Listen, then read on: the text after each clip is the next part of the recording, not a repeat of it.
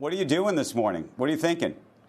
Well, putting some money to work, selling some oils, which we were fortunate to have, so, selling big oil, and then buying some of the stocks that have good yields or valuations that are much lower than the market that grow faster. Doing this because I think the oil stocks are overreacting. It does seem like a little bit like 1990, 1991, when the oil stocks all went crazy, and then that was the denouement, and you had a decline. And I see a lot of stocks that are being given away today for the reasons that people say they're given away every day, which is because of inflation, inflation, inflation. So if you have stocks that you can buy that are actually good in recession, drug stocks, they're a buy.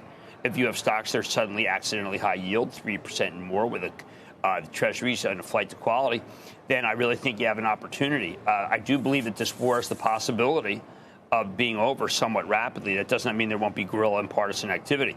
But the amount of firepower that this man is throwing at Ukraine makes it so it's impossible for Ukraine to not yield.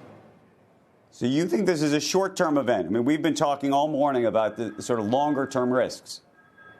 Well, the Western allies have not distinguished themselves as being able to put anything on the table, including this perhaps a decision to just say, listen, they will never join NATO if you relent and move back. That didn't happen. The Germans haven't said anything of substance. You know, it's interesting that we have Germany, England, France, United States all on one side, and it doesn't mean anything.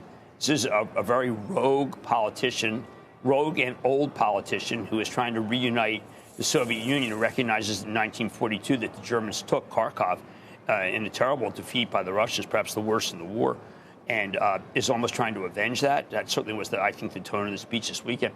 So I do think that it could be a rapid deployment, a rapid regime change, and those who are betting that it'll be a protracted war may not be able to buy anything. And I'm looking at these oil stocks, and they're up. They've been on a spike forever. And this, by the way, the oil that doesn't come to Russia to the West will go to China. I mean, I wonder at a certain point if they continue to act up that the Chinese don't have to say, okay, listen, we won, let's stop. So, you know, I'm listening to a lot of people this morning who are pretty negative, and I'm starting to think that that's a bad call.